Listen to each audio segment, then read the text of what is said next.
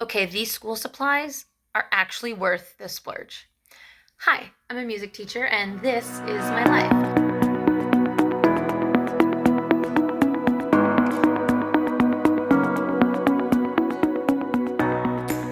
Welcome back to my YouTube channel, or welcome for those of you who might be new here. In today's video, I'm talking about 7 school supplies that I personally think are worth the splurge. Now, I know when we think of the word splurge, we tend to think of more expensive purchases like cars, clothes, shoes, an expensive vacation. But I just think that when it comes to school supplies, I'm sorry, but there are some generic or dollar store versions of things that just don't outperform the name brand products. And while we all love dollar store dupes, I think these products are worth their weight in the money that you spend on them. So before I jump into that list, make sure that you like this video, subscribe to stay up to date on all the new videos, and let me know in the comments below if there's anything on your favorites list that I didn't mention. These are just 7 that I use most often. So with all that being said, let's jump into number 1 on my list. This is definitely going to be more specific to teachers as opposed to students: whiteboard markers. Most people probably already know where I'm going with this. The Expo dry erase markers are the OG and they are great. If you can get the low odor ones with a little eraser brush in there, then you're all set. And here's why I love these. I have never found a dollar store version or generic brand that has outperformed the Expo in 2 ways. Number 1, the Expo markers are nice and vibrant. They show up perfectly on a whiteboard so that people who are sitting at the back of my classroom can actually read what I wrote. I don't have to try and trace over it to make it look darker so it's easier to read. And the second thing that I love about them is that they're easy to clean.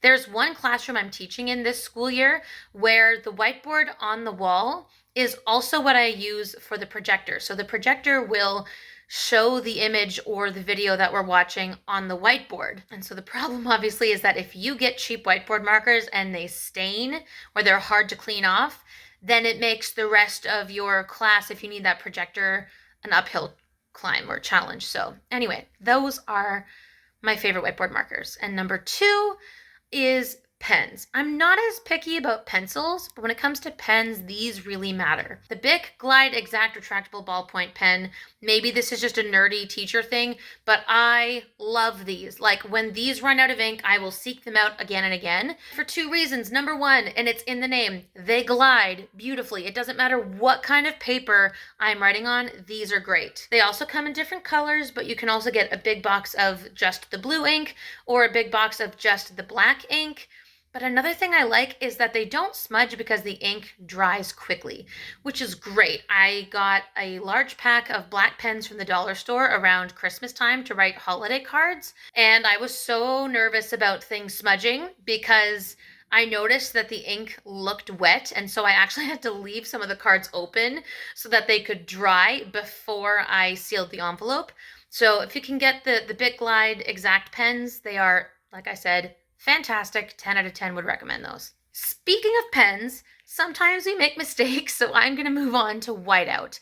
I am team whiteout tape over the type that you paint on your page, mainly because if I write a mistake, I want to correct it, but I also want to make sure I write down what I was thinking so that it is there later in case I forget. So no dollar store version of whiteout tape has worked for me.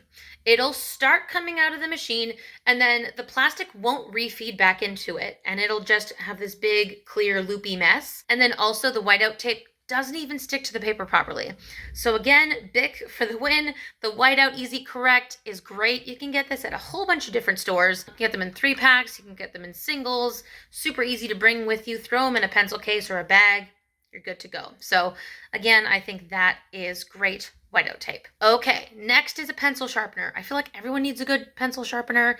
Not everyone loves to use mechanical pencils. And so this is just one I got at Staples. It's just their store brand of a self-contained pencil sharpener. So I love that the blade stays sharp for a nice long time. I have never needed to rebuy these unless I lost it.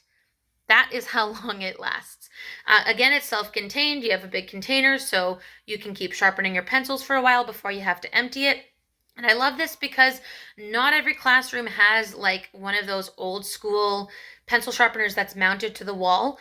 Or some of them do, but the large container that was supposed to stay on to catch the shavings has fallen away, and now all you have are those little gears that make a mess on your floor. So this is great, and if I ever have a student who needs to borrow it, no problem, as long as I get it back. I will not let them take it home.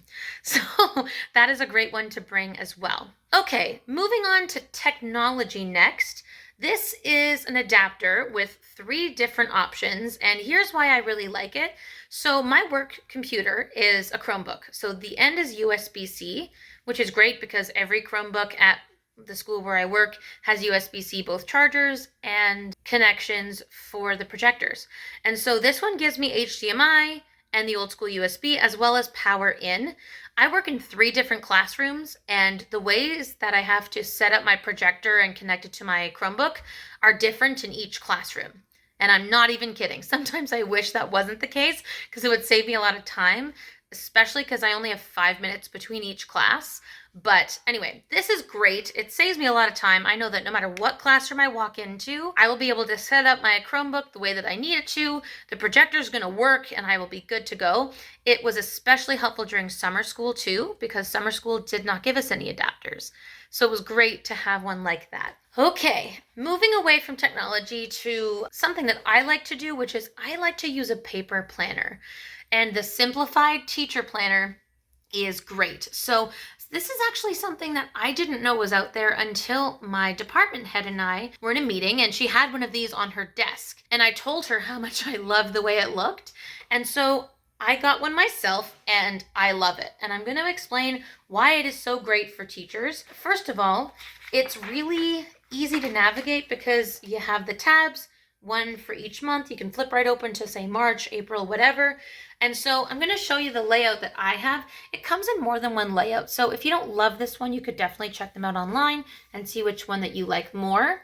I love on the side, so it says April 2024. It has the days of the week and then the actual numbered dates. So like Monday, April 4th, Tuesday, April 5th, and so on. And then across the top, it has blank boxes. So I will write in, for example, period 1, period 2, lunch, period 3, period 4, and I usually leave the end one for like important reminders. So for example, if I have a staff meeting at the end of the day, or if parent-teacher interviews are that night, that's a really handy place for me to write them. For lunchtime, maybe on the days I have choir at lunch, reminder, you have choir. You have somewhere to be at lunchtime. And it also has the holidays in there, so like I can circle, oh yeah, Easter Monday is Monday, April 4th, so we are not at school that day. And I also have written down that parent-teacher interviews are that Thursday, right? So it's just a great tool that I can use to stay organized.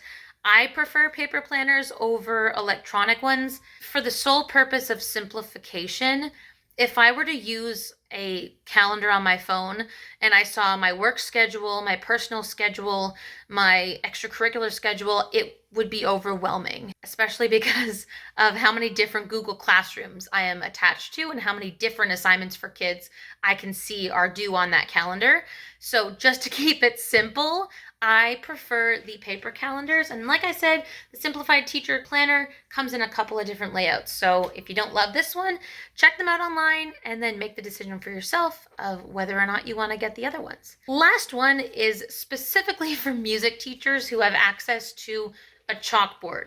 If you have ever tried to draw the lines of the staff freehand or with a meter stick, freehand for me is the worst because the lines are not evenly spaced. They're going up and down and crooked. They're not going straight across. They are not perfectly parallel.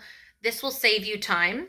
This was actually gifted to me back when I was a high school co-op student. I did my placement with an elementary school music teacher. Now for some teachers, you might be wondering what this is for. Now this one's a little bit bent out of shape because this is quite old. But what you do is you put a piece of chalk inside each one of these. And anyone who teaches music will know that there are 5 lines that we read on staff paper. You put a piece of chalk in each one of these and you just pull it across the chalkboard and it makes beautiful, long, evenly spaced lines that you can then use in your music lessons. To be honest, I don't know where you can find one of these. They're probably available somewhere online, but just think about how much time that saves you. And also, I mentioned the whole meter stick thing earlier. They're never long enough to make a line long enough for me to write the full passage on the board that I'm needing to. So I think that is a great tool for music teachers. And that's it. Those are my 7 different school supplies that I think are worth the splurge. Again, let me know in the comments if you have maybe a different favorite or a favorite product category that I didn't mention. I didn't talk about pencils, didn't talk about any other technology except adapters. You might have a favorite go-to thing. So let us know in the comments. Let's share with each other our different ideas. Thanks so much for watching this video. Make sure you like and subscribe, and I'll see you in the next one. Bye guys.